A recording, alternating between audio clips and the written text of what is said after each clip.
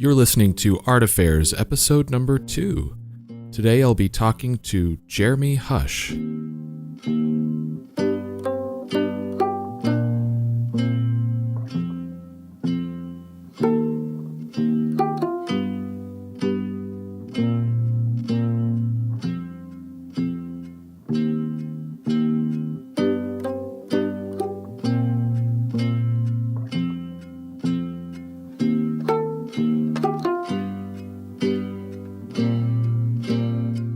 Alright, so my name's Michael Faith, and this is Art Affairs.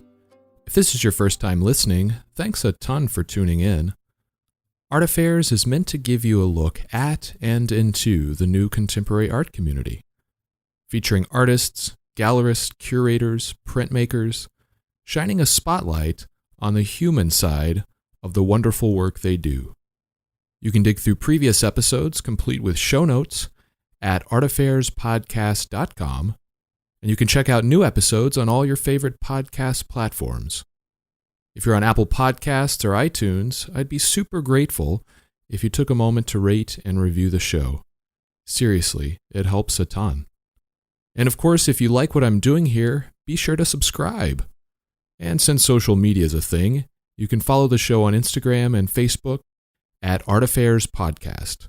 On Twitter, it's at art_affairs. All right, so today's guest is Philly-based artist Jeremy Hush. Jeremy's actually someone I met a few years ago when I went up to Minnesota for the Vacuum's inaugural Silent Aviary show. Jeremy and Sophie had come to the show. He had a piece in the show, and so we ended up meeting there. I chatted with him a bit about his art, the Convent, all that sort of stuff, and discovered what awesome people both he and Sophie are. So when I was coming up with thoughts about people I may have on as potential guests in the initial parts of this series, he was one of the first people that came to mind. So I'm really glad we could make this happen. We talk all about his beginnings as an artist, touring, life on the road with Baroness, the Philly artist community, and so much more. So here's my conversation with Jeremy Hush.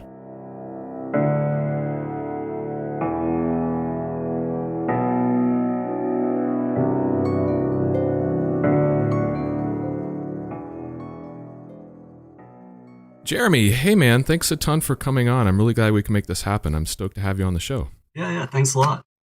All right, so one of the reasons that I actually thought of you as a great person to have on early, in addition to just the great artwork you do, I think you have a very interesting story, and a lot of that starts, from your childhood. You grew up actually in a military family, is that right? Yeah. My dad was in the Navy for 21 years. Yeah, moved around everywhere. It was great. Yeah, and so were you guys living on in a Navy base? Is that just? And moved around constantly? Yeah, we just moved from Navy base to Navy base all over the place, and eventually settled in Tennessee and stuff. But yeah, in between, we would always go to Tennessee for the summers and stuff to visit family. At what age did you end up settling down? It was my sophomore year of high school is when my dad finally retired, and we moved to Tennessee permanently. So it was nice. And what did he do for the Navy? He was a boiler technician. He worked on fast frigates and destroyers, and the USS America aircraft carrier was the last thing he was on. Okay, all right, that's fascinating. Just having that kind of flux in your life where you're never really in a constant state. Was it hard to deal with that as a kid, or was it just sort of natural because that's what you always knew? No, it was pretty easy going. Yeah, I always hear about people that get upset about moving, but we moved so much, it was just normal. But I also don't have super long, I don't have friends from my early childhood that I stay in contact with. I go back about as far as high school. Okay, and do you still keep in touch with those guys though? I try to, but I'm not very good about it. And then eventually you ended up going to Savannah College, right? Savannah College of Art and Design. Yeah. So what? And ultimately you were focusing on sequential illustration from what I understand. Is that right? Yeah, I started out in the illustration department, but I didn't really like some of the professors and some of the classes I didn't really it didn't really yeah, I just didn't like it. Some of the attitudes and stuff seemed kind of weird, and the sequential arts department was just starting, so I switched over to that, and it was way more free and interesting and less pretentious, and yeah, it was fun. So the name would suggest it's sort of like storytelling, like you're like creating comic books or something like that. Was that the nature of what you were doing? Yeah, it was mostly like comics and things like that. I was really into comics anyways, so that was great. And is that what you wanted to ultimately, at that point in your life, is that what you imagined yourself getting into, becoming like a comic book artist? I don't know. I didn't really think that way. It's like I kind of wanted to do art and stuff, but like comics seemed neat, and well, I wasn't really sure. I was doing stuff for bands back then and stuff, like really like like little independent bands, like no real labels and stuff like that. And so I had more of an outlet on that. And so comics seemed like it could be good, but it's like yeah, I never really thought about like pursuing a career in that. It was still just like art in general, see where it would go. Yeah, right on. And who were some of your biggest like artistic influences at that point? I just love all the early like 1900s like book illustrators and stuff. You have like your Arthur Rackhams were like the top of the heap. There's just like hundreds of them. You just open any old book and like the illustration work was just amazing. I'm terrible with names. Like all the Wizard of Oz books and the things like that. Like the artists were just like incredible. Right on. And when did you adopt the name Hush? Because that's not actually your birth name, right? No. I started doing that in Savannah. Yeah, I don't know. I just wanted something different. I don't know.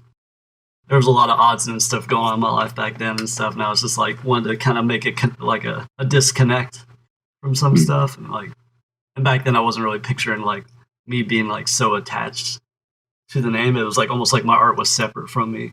And where did the name Hush come from? Like where did that word as a last name come from? I don't know, just about being quiet. I spent so many hours drawing and pretty much not talking and stuff. So it just kind of worked that way.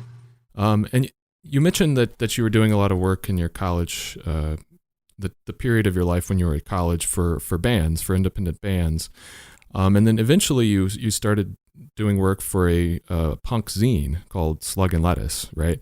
Did that kind of graduate from the work that you did early on? How did you end up getting involved with them? Well, I started out doing flyers and like tape covers for friends and stuff in high school, and when I started going off to college in Savannah, I started meeting more bands and stuff like that, and doing flyers, and then I started booking like house shows and things like that, and having to do flyers and stuff like that, and started doing t-shirt designs and like more like little like album covers and 7-inches and CDs and all that stuff, and it progressed into bands that started doing more.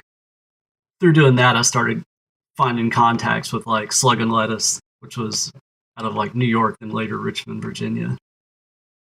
It was like a worldwide publication and stuff. And I sent some art to them. They loved it. And I sent it again. They just jokingly said I was hired. So I just started doing it like bi-monthly. And it ended up being like 11 years of doing those covers. It's like some of my favorite works. And what was the nature of the work? Was it just your own illustrations that you would have been doing anyway? Or did they give you some direction, or what was the work that you were putting into those? Well, it was like an underground punk zine and stuff. So like I had that kind of theme to go with, and I was always drawing punks anyways for like flyers and stuff. It's like always like punks getting into things up to no good and stuff like that. It was pretty fun. So yeah, that was like a good outlet for that. It got to get published around. Very cool. And do you feel that community and the punk music in general has had an influence on your artwork, especially early on? Oh yeah. No, it was a great. It was like a total outlet and a way out into the world. It's like got me out of the house, got me out of the state. Traveled a lot with it, and yeah, it was a very wide scene. Toured for years because of it. Yeah, and so I'm glad you mentioned that, because I wanted to talk a little bit about that as well. So a good part of the early 2000s, you spent a majority of your time on the road, right? You were working as a roadie on tour throughout, I think, more than 10 years, it seems like. How did you get started doing that? It was the same way. It was like just from booking shows and meeting people, and And then yeah, like I would do like little weekend trips with friends, but then this band Kyle like I was friends with and used to do some little odds and stuff for them. They needed a roadie and they just asked me and I was like, all right. I was like, I guess I'll just quit my job or something like that. And I just kind of jumped right in like that and it ended up being great. Yeah, it all started from that. I toured with them for a few years and a couple other bands like here and there and stuff, and then settled with Baroness for like 8 years. Yeah, it was a long time. And what did you do for them? I'm not really familiar. I know one person that goes on tour, and he basically just goes tour to tour, and he deals with their merch. He handles a lot of the merch for the band. What were you doing for these bands when you were going on tour with them? Well, starting off, it was like doing merch and like helping carry stuff and helping drive, and did that for years. And then like with Baroness, they kept getting bigger and bigger, where soon like we had drivers and stuff, and so it became more centralized into just doing merch. It was good. It was like traveling all around the world and stuff, and it was a lot of fun. And do you feel that that constant travel was something that you were sort of already familiar with and comfortable with because of all the traveling and moving you did as a kid? Oh yeah, I was born for that. It was like that's what we did like all our lives. It's just move around. So touring was just one more thing. Just like hit the road and just go. Yeah.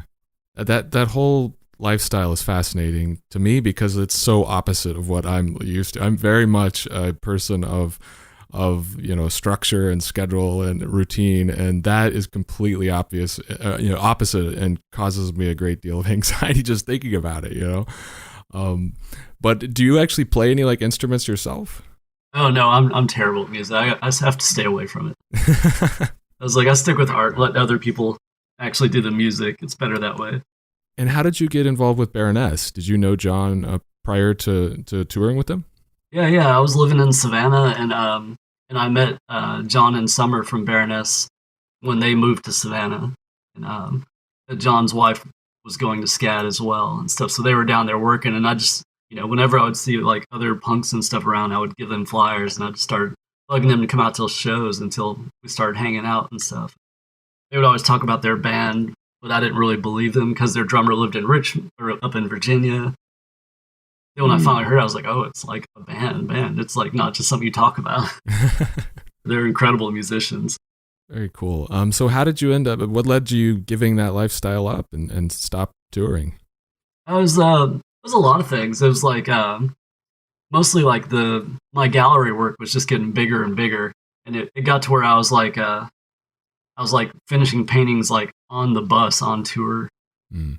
There's not a whole lot of difference between that and drawing in the van and stuff. It's like it's still as bumpy and weird. And I was like framing in parking lots and then catching cabs to the galleries to drop stuff off in LA and stuff. And I was just like, oh, it was like just too much work going on all at once and stuff.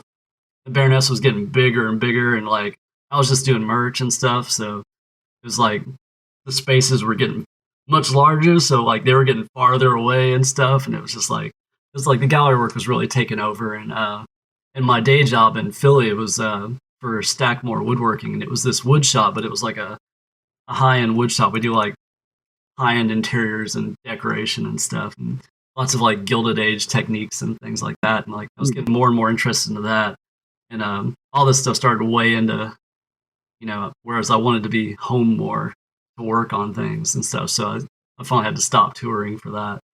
It's good. I love Stackmore Woodworking, and like all my gallery work has been just like blown up since and stuff. It's been amazing. Very cool. So at what point did Philly become home base? Well, I moved up here from Asheville, North Carolina, just to kind of get the city out of my system. I was just going to move up here for a couple of years and then go back to the mountains. And but I just everything just was so easy up here and just fell into place. I just ended up staying, and I think a year after I moved up here, the Baroness dude started to move up here as well. And so yeah, it was good. And yeah, Philly's such a easy town. It's like it was easy to find work. It was easy to find like everything, like places to live, and it was cheap for being up north. And it's close to New York and DC and Boston, every other big city you need and stuff. And yeah, there's a huge art community here. Everything up here was just great. It was weird. I never pictured myself staying here, but then everything just like worked so well. So do you feel that that's now where you'll end up staying for good? Uh, it's hard to say. I like it here a lot, so I can see me being here for a long time, but never know. I was like, I do miss the mountains and stuff, so I have to go visit quite a bit. But yeah, otherwise, Philly's just a great town. I see you guys posting photos of various explorations that you do around Philly, going under old bridges and exploring old buildings and in caves. I didn't realize there was a lot of that there. Is that something that just because of the time that you spend in the mountains that you enjoy, just going around and exploring? Oh yeah, I've always enjoyed that kind of thing. But this is such an old part of the country and stuff. Like it just seems so much older than like down south things are old, but it seems like it's all was always made of wood and stuff. So it's all kind of goes away. Whereas up here, everything was always built out of stone, so it's still standing. And so it's just a very historic town, and everything's just like there's like old ruins everywhere, and like there's like old cemeteries that are decrepit, and lots of caves up here. Not as many caves as down in the Tennessee area where I'm from, but like yeah, like we joined like a caving community recently that like just goes on like trips into like private properties, and it's just amazing. That's so cool. Did you when you moved to Philly or after you moved to Philly, is that when you ultimately met Sophie, or did you know her before you moved there?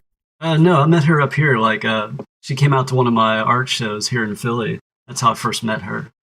And yeah, we started hanging out almost immediately. It was great. That's awesome. And she's an incredible artist, herself. Oh, yeah. Do you feel that relationship has some sort of symbiosis where, the time that you spent with her has made your own work stronger in some way? Oh yeah, definitely. Like it's an inspiration to have somebody else that's like a creative person around you.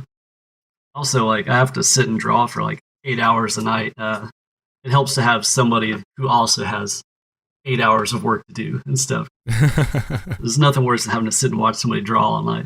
It can be pretty dull. So, it's worked out great that way. Both of us having schedules that like line up in that way. Do you guys have any kind of direct collaboration? Have you worked together on art at any point? Yeah, we've done a couple little things like little printed items that she sews and stuff together. It's been pretty neat. But yeah, we haven't done one in a little while. They're usually just little short runs. And you mentioned the community there in Philly. It's something that I wanted to ask you about because I see that as well, just from some of the different people that I follow. There definitely seems to be a strong presence of artists that are focused more on, and I don't want to use the term quote unquote dark arts because I think that's often applied with a broad brush. But there's definitely a lot of artists in that area that are focused on a darker aesthetic or more gothic, themes. And I'm wondering what it is about Philly that has attracted that sort of strong community there. Yeah, Philly's a neat town. It was a few years ago. There wasn't really like galleries that had like a real like online presence that like really took it seriously and stuff. So the Philly scene like didn't end up like New York. People aren't trying to kill each other to get ahead and stuff. It's like it's really community based. Like everyone supports each other and like comes out to each other's shows and stuff because there wasn't a real outlet for it. So it all like grew into itself. And now there's like great galleries here, and like so the art scene is just endless here because it just grew without anybody really watching it. People in New York are starting to move here because New York's just pricing them out, and it's crazy. So the art scene here just grows. It's great. That's really cool. And what is your opinion of that dark arts label? Do you have a? I mean, I think it's used a lot, but it's neat, but it's like I don't know. I don't know what people picture when they think dark art. If they picture like the front of some video game cover or something, it's hard to say. Like some of the galleries I've shown with, they thought my stuff was dark because I don't know. Like my stuff, if I'm doing like a record cover for some metal band or something, yeah, it's gonna be dark. But like most of my stuff's kind of nature oriented, but it's never like horror stuff. And but yeah, but some galleries are like bright colors and things like that. So my stuff tends to be the scarier side of it, but I still think I'm kind of a lightweight in that business. But the dark arts thing, it's I don't know, it's they're getting more and more artists to like use that term that are like really good. So I think that'll help change that a little bit. But people still look at it like it's Halloween and it's not a real thing. Interesting. So I want to talk a little bit about the convent, because that's something obviously you're really heavily involved in. How did that first come about? And what was the concept, the original idea for that? Well, it was kind of fun. I always used to I for years I booked punk shows and now I book art shows. It's kind of funny how that just switched. But but yeah, some friends of ours from New York run a gallery called Gristle Gallery, and they were looking for a space in Philly to uh, to buy, not even so much for gallery, just for something to do something with. And so they were thinking about maybe moving or something, or starting up some sort of like animal rescue or something. So they're big into that. And they wanted to find like a church space or something. And in Philly, a few years ago, it was easy to find church spaces everywhere. And they found this convent, and it's like a real like 1950s convent. I don't know, Fishtown area, which was sketchy 6 years ago, but now it's like the most expensive part of town. But yeah, it's just this weird building. It's got a chapel on the front. It's like got 2 stories. Like a dozen nuns used to live here, and they bought it. And it was right when we needed to move out of our last place because the landlords were like gonna renovate it and up the price on that and stuff. So I was like, I called them up and asked what they had in mind for this place, and they said they weren't sure. And I was like, you should let us move in and we'll just work the bugs out for you because it had been abandoned for a couple of years. And so we moved like right in the day they signed, and yeah, it ended up being pretty decent. Like it needed a new roof, and because it was like a convent, there's like a sink in like every bedroom. All that stuff like we just worked on, and like there was like miles of carpet we pulled out of here, and it was all like nice oak floors underneath. Yeah, it's turned out really neat, and yeah, I just started renovating the chapel area into gallery space, and it just snowballed from there. You know, started showing friends of mine in there and doing kind of like art parties, and it's just snowballed from there. We get lots of artists I show with, like out of state and stuff, will come and show here and stuff. It's pretty nice. That's awesome. And do you enjoy that sort of work, working as a curator or a gallery manager? Oh yeah, yeah. No, it's great fun. It's because art shows are kind of like it's more of a social thing than anything because you get to meet other artists and stuff. Like, I spend 8 hours in the basement in my studio. It's nice to meet somebody else who spends 8 hours every night in their studio instead of going out and doing fun stuff. So yeah, it's a neat community to be a part of. People that make things and are into the same interests. Do you feel that you're better equipped at doing that sort of a thing because you've seen the other side of that relationship?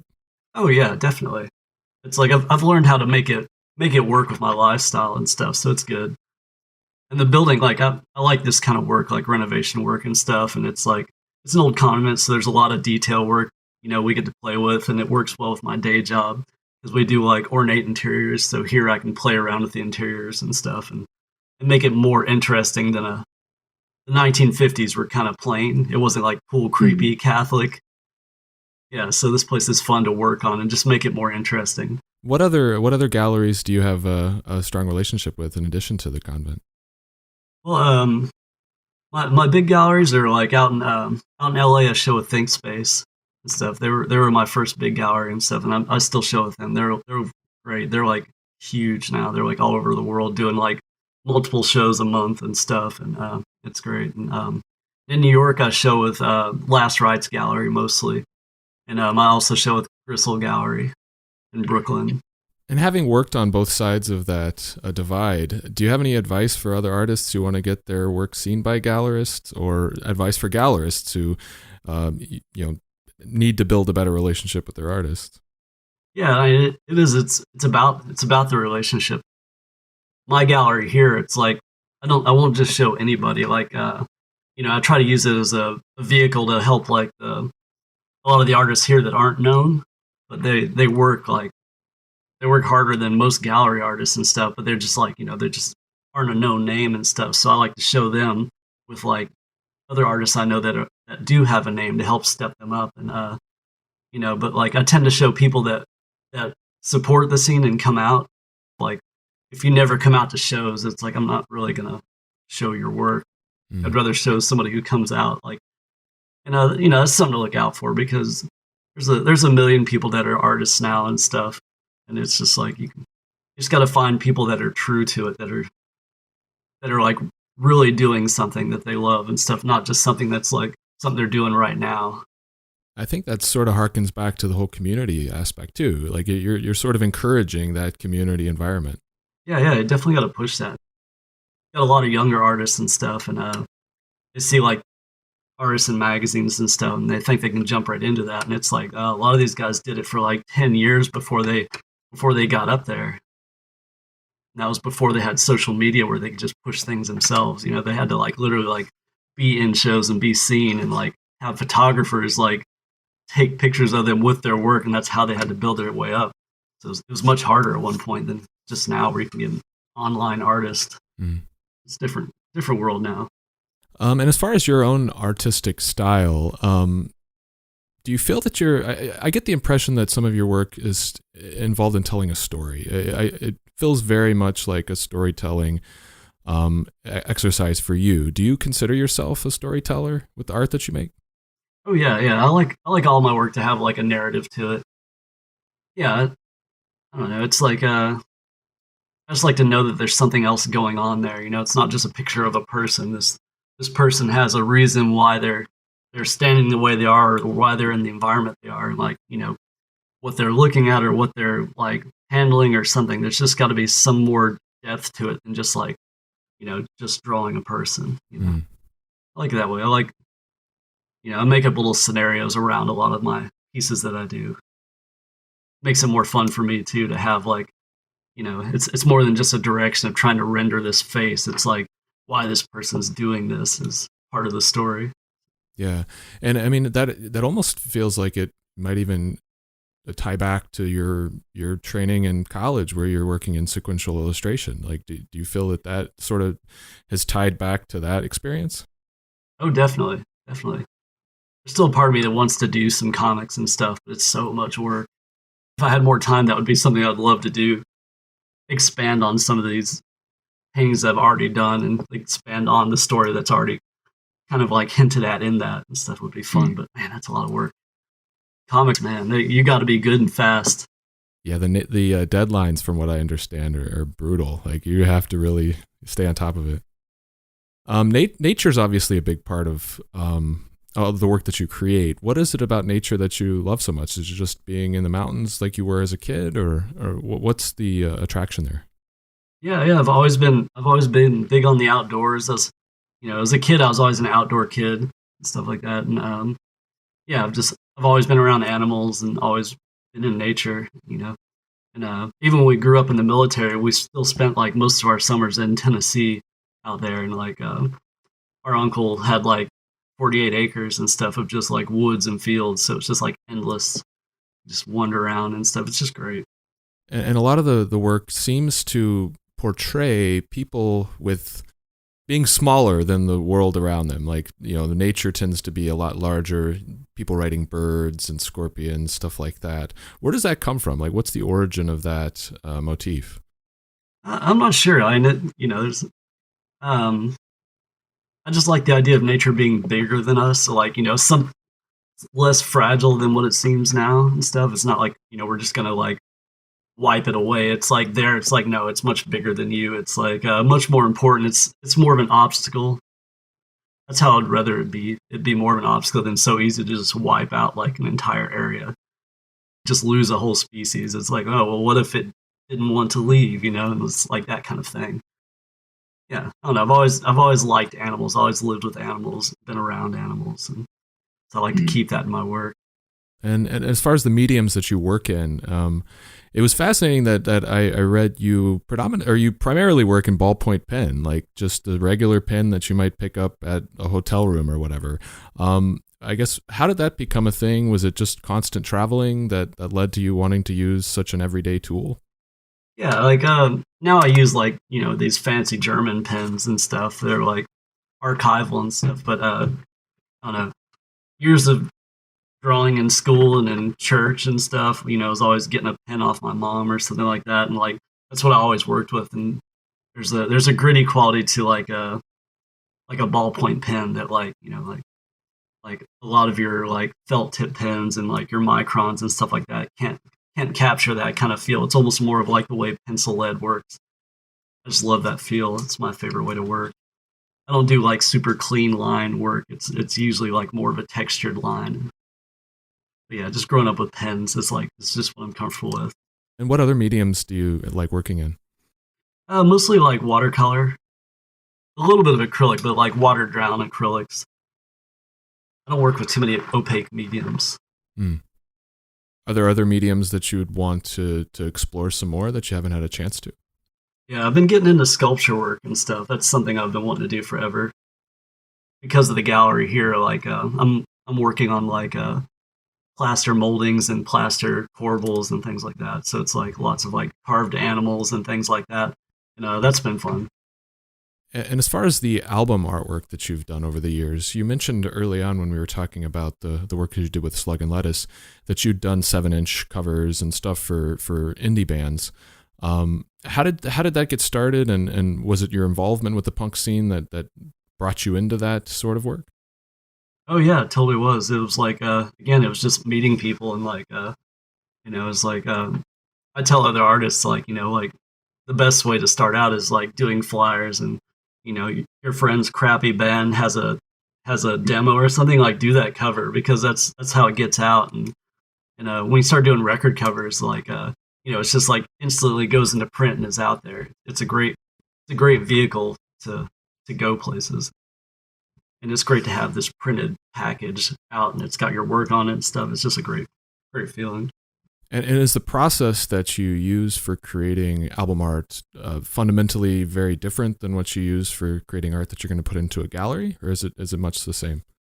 It's a lot of it's the same, but a lot of times with the album art, like they'll have like the band will have like a direction they want or like some sort of detail that they want, and themes that goes along with them.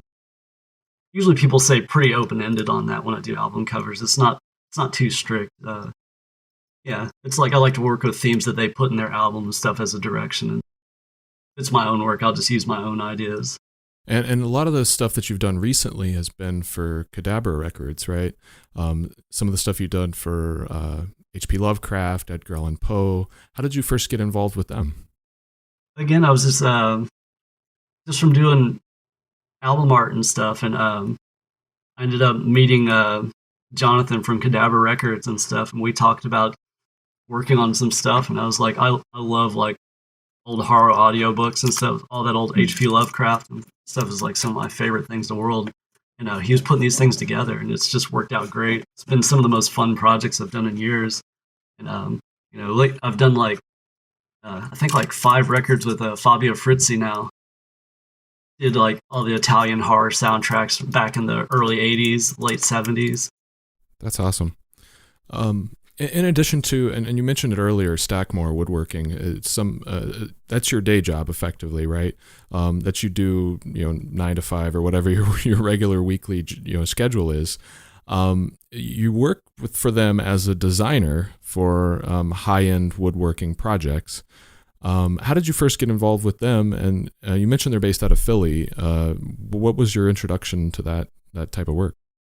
Well, I've always managed to keep jobs while I was touring over the years, like jobs that would let me leave for like a month at a time. So it was usually like construction, renovation jobs, and woodworking jobs like that. So I've had a lot of experience with like construction and different things like that. Any kind of physical manual labor, I've probably done some part of it. And with Stackmore, because I was an artist, I was starting off as a finisher, doing all the painting and like clear coating and finishing work like that, like waxes and stuff like that. And it just snowballed from there, like from finishing to designing, because we started just getting clients that wanted bigger, crazier things. So I started moving into the office and like actually doing like actual designing interiors. Yeah, and the jobs and the clients just kept getting bigger and crazier and stuff. So like the design work was nuts. What type of projects are these? Are these going into homes? Are they going into commercial buildings? What is the work that you're doing? It's mostly homes. It's a weird thing because it's the filthy rich are the only people that get this kind of work done, and they want everything done custom, and like you'll do all this super artsy craziness and stuff, but it's almost like it's done in secret because nobody gets to see it.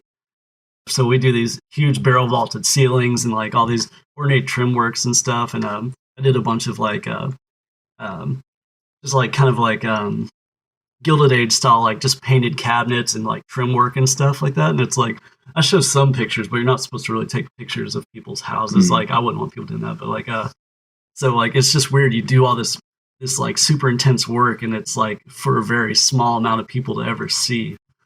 At the same time, these are because they're filthy rich. It's all legacy stuff, so this stuff all gets handed down in their family lineage and stuff like that. So that's kind of crazy idea too. Yeah.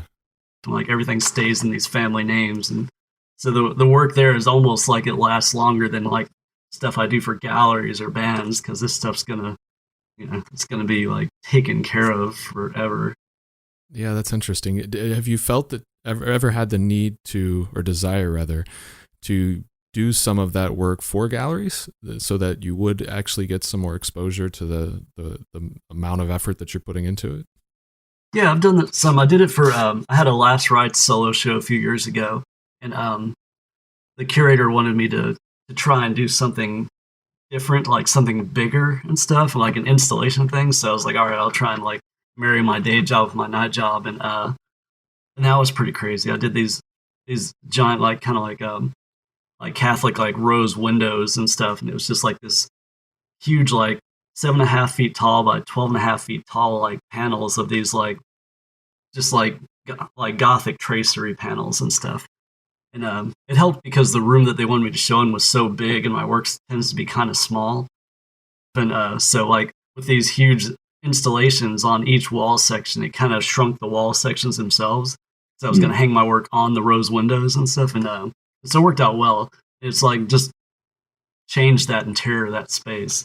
Because they've got a creepy aesthetic in that place, but like when we added all this Gothic tracery and stuff, it was just like a whole nother dimension to that space. It worked out really great. Yeah, that's incredible. And do you enjoy having a day job alongside your art career? Is that something that's important to you? Oh yeah.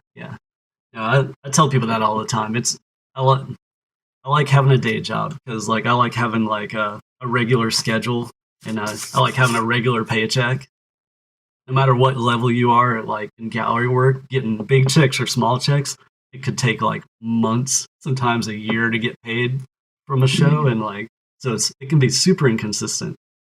You just never know. So it's nice to have that day job that pays for everything, and then like your art is all you. Then you don't have to do like I've got friends that do artwork for bands that they will do any band that throws the money into it and stuff, and it's like I've always been picky. I don't want my art on something I hate, so I'm real picky about that. And I can't do a dumbed down version. Like I won't be able to finish it knowing it's just something half-assed just to get paid. So I like having the day job that gets everything settled, then all my work's my own. Yeah, that's interesting. So it allows you the freedom to be more selective and take on the projects that you really only truly care about. Yeah. Because if I'm not really into it, I'll never finish it. So what's coming up next for you? What are you focusing on now? Well, I've got some more Cadabra Records projects that are going to be really fun, and I've been trying to show less and less for like the last like 9 years. I've been showing like insanely amount of times, and so I'm trying to cut back on that. And but I've got a solo show in Virginia at Second Street Gallery next October that I'm getting ready for. I've never shown there, and it seems like a really nice gallery and stuff, and a different area than I've ever shown in, so I'm excited about that. Yeah, I've got lots of projects, like some album covers coming up. Yeah, it's busy. It's busy. Then I got a bunch of renovation work that I want to do, and like I said, I really want to do all this sculpture work, so I've been like trying to carve out time for that, and that's going really well. And soon I'll have something to show for that, because nobody really knows I'm doing it yet. So. Awesome. That's very cool. Do you ever, in the back of your mind, ever dream of going back out on the road and touring? Oh man, I think about it all the time. Like, so I still have lots of friends that tour and stuff, so I try to see them when they come through town and stuff. I think about it, and I'm like, oh man, it was really fun. And even the times that were like uncomfortable and like you're sleeping on floors and weird and stuff, you get nostalgic about. But it's like I don't know if I want to do that now. I'd probably just be grumpy about it or something. Yeah, I don't know. I might like hop in some van again for like some short stint, but like I don't think about doing any more 6 week tours or anything. Do you still see some of those guys that you toured with for so many years? Oh yeah, yeah. No, I see the Baroness guys around here a good bit. Yeah, it's great. And then lots of bands that I've ran into on tour and stuff. Like it's weird how people have like bands have broken up and members have gone over to other bands and stuff, and like lots of people progressed in that career into like you know touring with bigger bands or working in like recording or like all these different facets of touring, and some of them just drive other bands. It's crazy.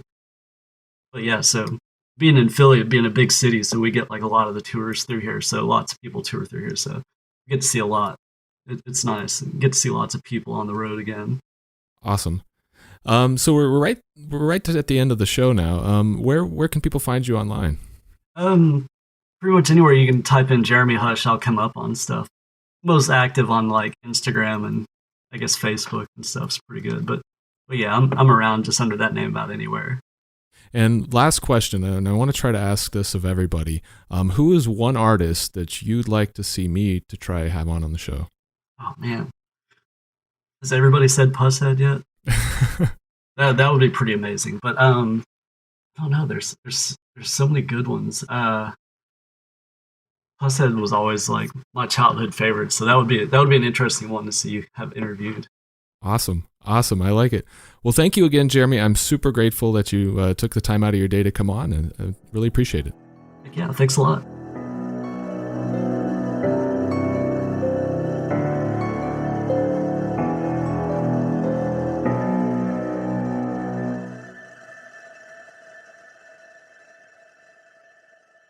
So that's it for this episode of Art Affairs. Thanks again to Jeremy for joining me, and thank you for checking out the show. Your support genuinely means the world to me. Feel free to shoot me an email if you have any suggestions for the show, or if there's a guest you want me to try and have on. Also, if you have any questions you'd like me to ask future guests, send those over too. I'd love to hear any and all feedback you might have for me. You can contact me through my website at artaffairs.podcast.com. And like I said at the front of the show, you can also go there to check out any previous episodes. You can also find the show on Instagram and Facebook at Art Affairs Podcast. And on Twitter, it's at art_affairs. And last but not least, if you're tuning in from Apple Podcasts, I'd really appreciate it if you took a moment to rate and review the show. I can't tell you how much that actually helps. So until next time, be good to yourself and be good to each other.